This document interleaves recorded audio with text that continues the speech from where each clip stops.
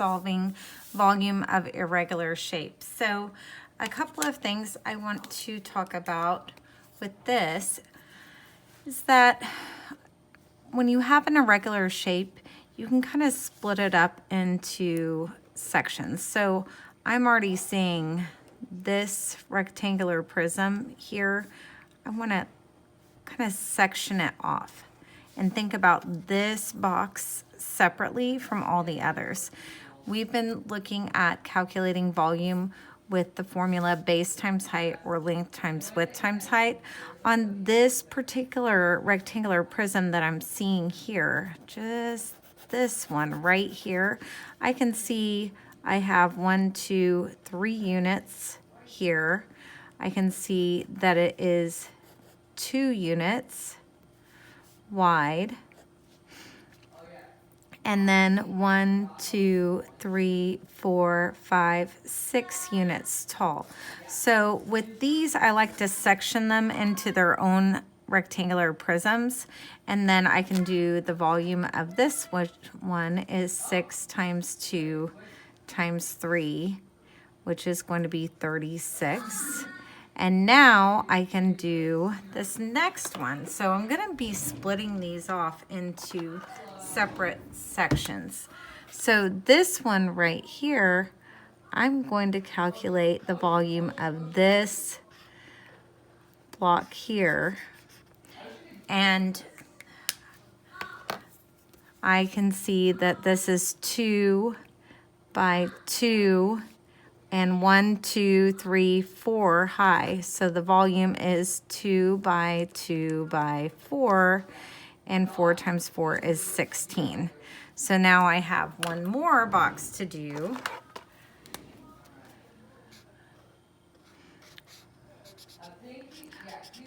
So when I calculate this one, I notice that this is a cube because all sides are 2 cubic units. So the volume of this one's going to be 2 times 2 times 2. Be careful not to do 2 times 3 on these. 2 times 2 is 4. 4 times 2 is 8. So then to calculate the volume of all, I'm just going to do 36 plus 16 plus 8.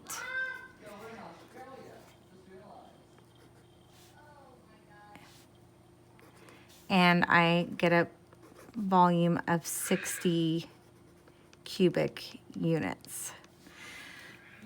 So most of these are pretty simple.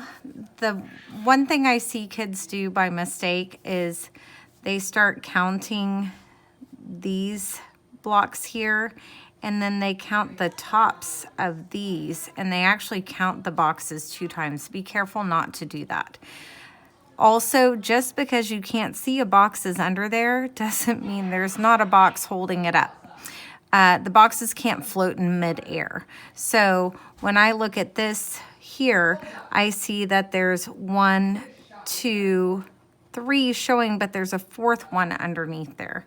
But you can count the 3 separately, and then 1, 2, 3, there's a stack of 3 here that we can add to this 3, and we get a volume of 6 units cubed. Same thing on this one. These boxes are not floating up in the air. They're not magic boxes. If they are on top, something is holding them up underneath. So there's a layer underneath that looks like this L, this little Tetris piece here that you still have to count. So your first layer is going to be 1, 2, 3, 4, 5, 6, 7, 8, 9, 10, 11, 12. So your first layer is going to contain 12 cubes. And then you have this top layer here, 1, 2, 3, 4, 5. So you have this extra 5, and you're just adding the 5 and the 12 to get 16 units cubed. Most of these are pretty simple. Something like this would be a little bit more complex. But again, if you think of it as 4 layers, I know there's 1 in the first layer, 3 in this one, and so on, and think of it this way, you're gonna have a lot better time of doing that. So remember, when you can section them off into rectangular prisms or cubes, do that. If you have to count them in layers and then add them together. Make sure you don't forget the boxes underneath you can't see. Also, when you're looking at cubic units, that is going to be a little box, and each side is going to be 1 something, okay? It can be 1 inch on each side. It can be 1 centimeter on each side. It can be 1 meter on each side. But cubic units always have single 1, 1, 1. It can be 1 meter. It can be 1 yard. It can be 1 inch.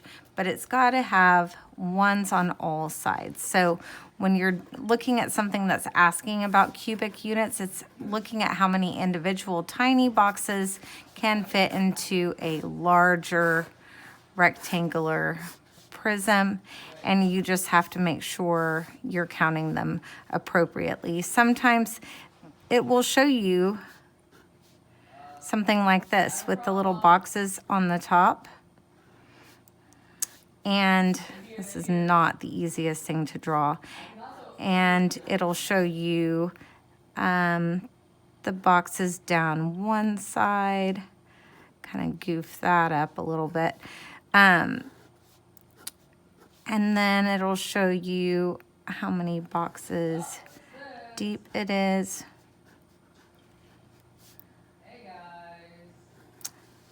And it won't show you anything else except for these dimensions. Pretend that matches up right. Sorry about that. So on these, you're just doing length times width times height. 1, 2, 3, 4, 5. 1, 2, 3, 4. And 1, 2, 3, 4, 5, 6, 7. Pretending I drew those correctly. And when you have these empty rectangular prisms, you're just getting all the numbers you need and then doing the simple volume formula to figure out your volume of the rectangular prism. Anyway, I hope that helps. Be careful on these. Make sure that if it's talking about cubic units, you understand that it's 1 unit on each side. Sometimes it's not meters or inches, and it's just called a cubic unit. So I could say all these are cubic units, and this would be 140 units cubed.